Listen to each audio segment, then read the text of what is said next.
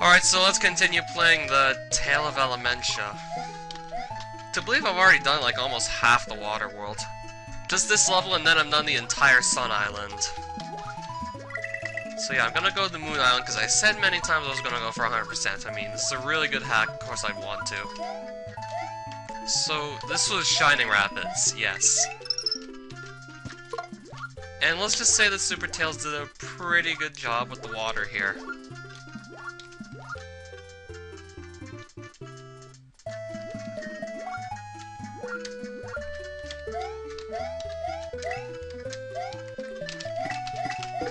Kind of think of it.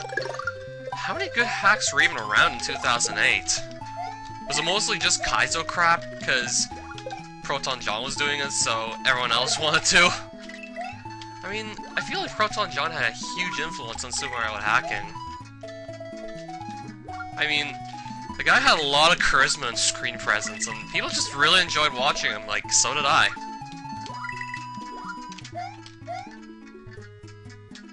Okay, what's up here? I'm just gonna go there, see what there is. Maybe that explains why a lot of people made Kaizo hacks terrible ones at that to submit to Super Mario Central. Even though they didn't take Kaizo hacks at the time, and most of them weren't even good at all.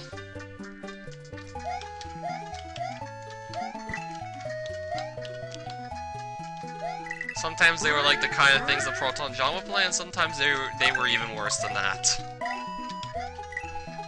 And then sometimes they were like Mario in Hell, but that was like on the rare occasion. And, okay, how do you get up there? If I so much as just try to warp over to the other screen, okay, you just have to slowly inch your way across the screen to warp around. And then you'll be standing on the absolute edge of that ledge there.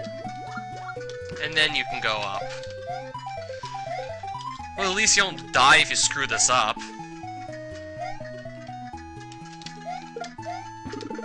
Oh, that's pretty cool.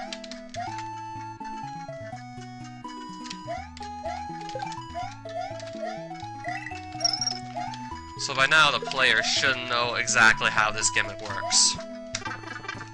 So they should be able to put 2 and 2 together and easily figure out where the shell needs to go. Right, midpoint. Oh, and suddenly a sewer area. Okay, that is blocked off. And so is that.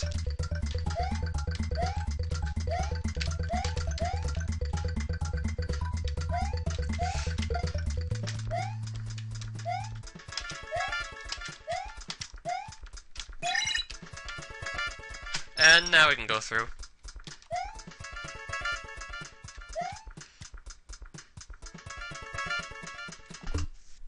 And if we leave the sewer... Okay. Oh, I was not expecting this. I mean, I haven't had to play this hack in years, so... all this still feels like it's new to me. Because I'm playing it sort of blind. I did not remember this.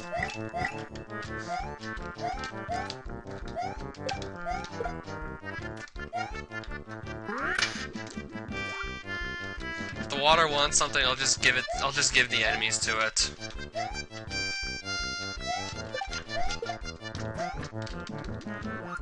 I'll just leave that coin there.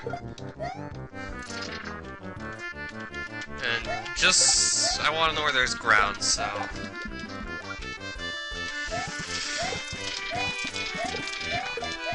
What was the point of even going there?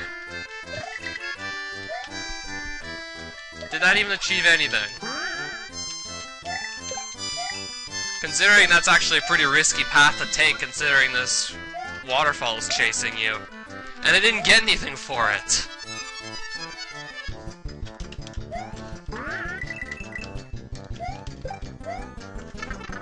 Okay, let's leave. I could have taken another way, right? Well, maybe.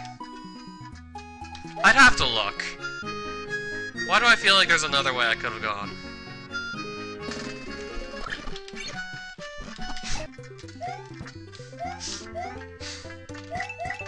Okay, so what's over here? I didn't check it out. Obviously, I didn't check this out.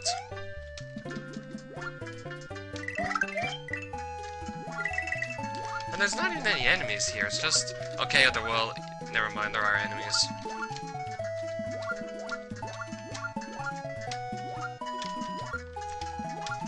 So I might as well just let the player figure out how the water currents act before throwing a bunch of enemies in their face. So obviously there is no fork on the road for the second half of the stage. No matter what, you're gonna go in here.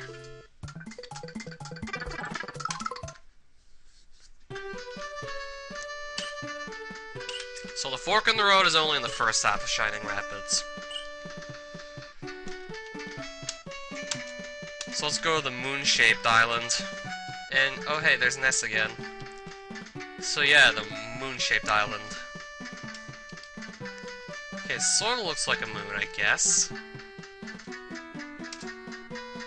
I mean, sometimes you're just kind of limited what you can do with the overworld, but Supertails still did a really good job with this overworld here.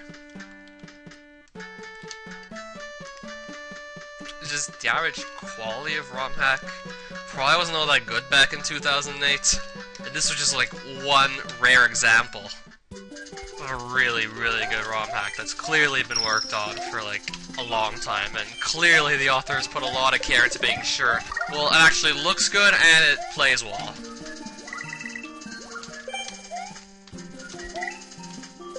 So yeah, this is the Seaside Lighthouse. The only lighthouse I see so far, it is in the background, and I can't reach it.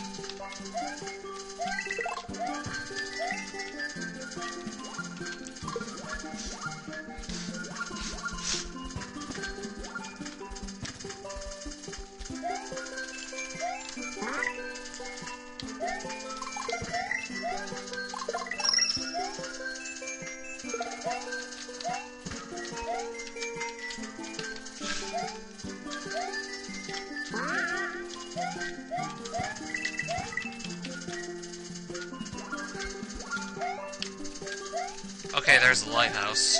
And there's the midpoint. So if we try and go here first... Obviously we can't. Actually, I could go in the cave, but... this would be a horrible idea. I could actually go forward, but doing so would be a terrible idea. It would be like playing blindfolded almost. Or at the very least, I'd have to memorize the entire area to even want to attempt to do it without lighting it up first. And that's somehow going to illuminate the entire cave.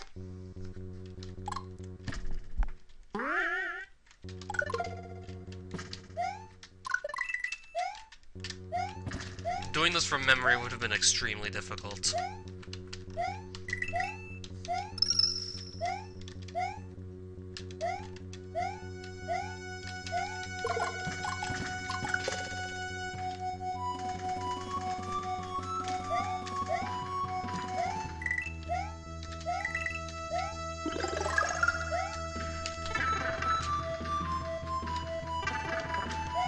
Okay, something's down here.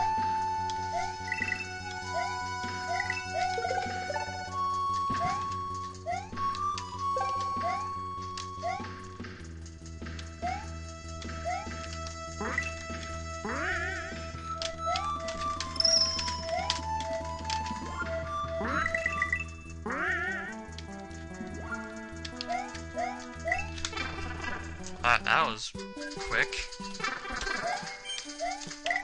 And again, I feel like there's another way I could have taken.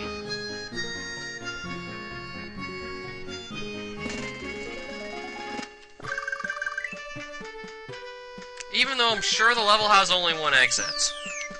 What did I miss? Alright, so we are back in the cave.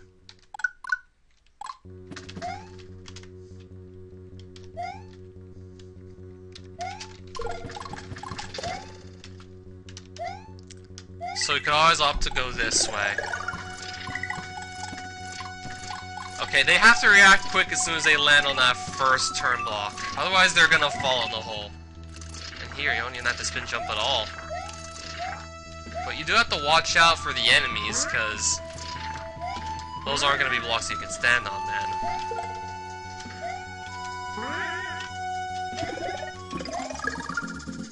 Okay, so that's just so I can grab the springboard again.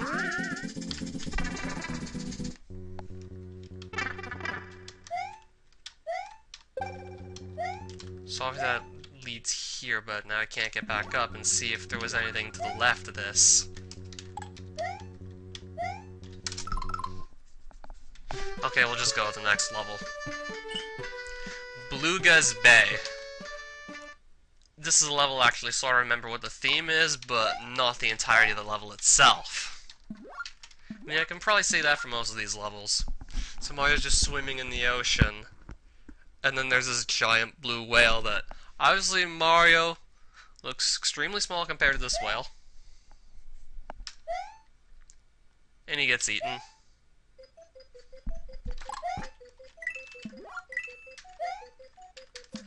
And then the entirety of this level pretty much takes place inside this blue whale.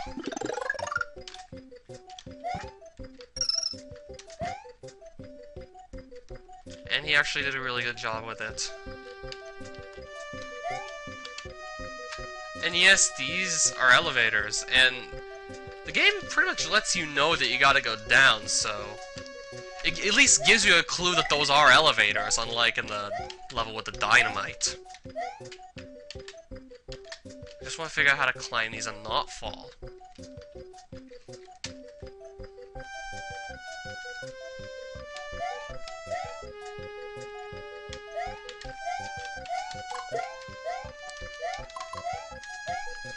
So if you ever had the fantasy of being lovingly boiled alive by the stomach acids of a blue whale, then here you go. Here's your level. Enjoy it.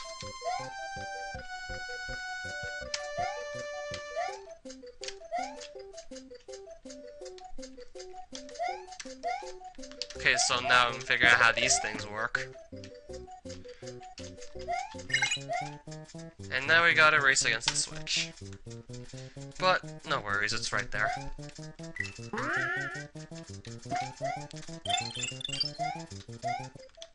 I mean, I don't know what happens if they're too slow, even though, like, it should be super easy to make it back to that coin in time. Also, the fact that they see that there's a block that's blocking off the springboard, and then they see the switch that allowed them to clear it. So it's perfectly fair still. It's not like you really need a reset that badly.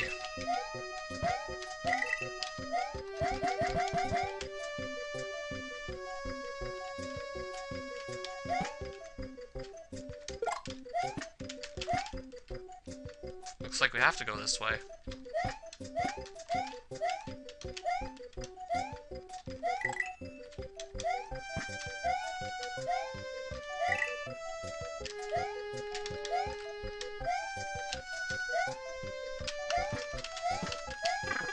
There we go, there we go, we're in the pipe now.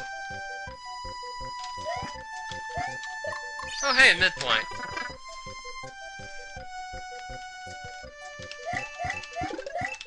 Alright, so here's some layer 2 action. It really does make you feel like this whale actually is alive. And it's not necessarily a good thing because you're still inside it. I'm surprised the stomach acids haven't completely killed Mario by now. Usually once you get eaten, you get dissolved by stomach acids and then you're never heard from or seen again. It's not a pleasant experience.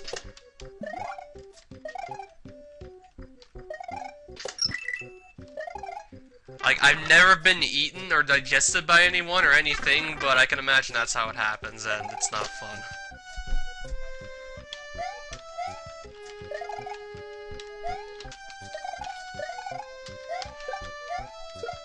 Like, do you really think I was speaking from experience? If I was, then I wouldn't be here right now. I wouldn't be playing this hack. I'd be dead.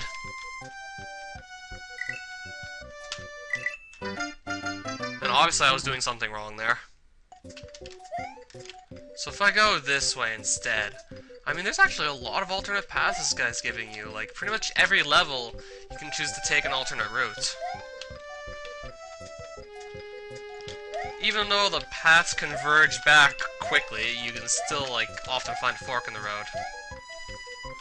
And speaking of which, I'm already back at... I already recognize this part of the level. Yes, I've definitely been here before. So now it's my chance to figure out how this is actually done. Because I clearly didn't do it right before. Okay, now I think we start running as soon as this thing starts rising and I can fit in. Yup. So as soon as that starts rising, just go for it. Obviously, just follow the current now.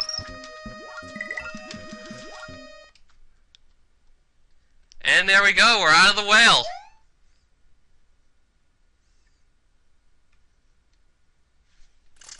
And then Mario lands on top of a castle.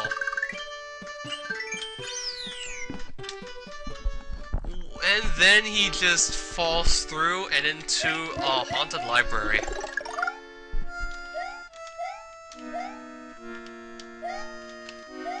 Yeah, that's what I call an adventure. You get swallowed by a giant beluga whale, and then it spits you out. And then you crash land into a haunted library. Sounds a lot of fun. Sounds like a lot of fun that Mario's having. Even though I don't know what this has to do with water yet. I'm sure it's gotta do something with water.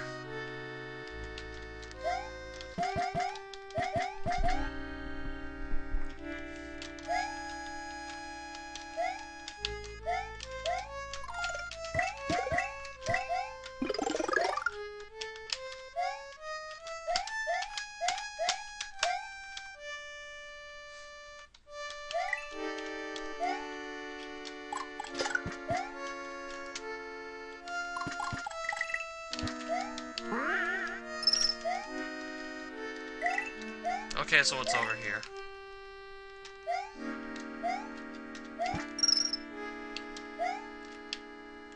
Alright, that's a coin. Telling me that I can actually go down here. Right, I have a book. I have a book I can carry, I think. That's not telling me where to put it, though. Ooh. Okay, so I just put the book down and boom, midpoint. So I just randomly put a book away, now I get a midpoint and then a... oh no, Fish and Boo boss fight. I have enough trouble avoiding these things, now I have to kill one!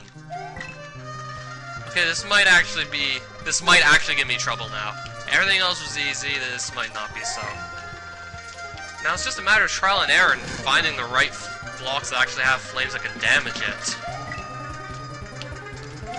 All the while I can easily get hit because this thing's movement is very erratic and difficult to predict. Okay, I think I got a good pattern on it, so if I can even reach that, I'd take it. And now there's even more blocks to try out until you find ones that can actually harm them. And there we go! That wasn't too hard at all. So you just add more and more blocks as you go through the boss fight. More and more blocks to search for ones that actually hurt the Boo. And there we go, that's good level design 101. Supertails clearly knew what he was doing. You can pretty much tell that from pretty much any level. Looks like I'll be going to the Water Temple in Part 5 then.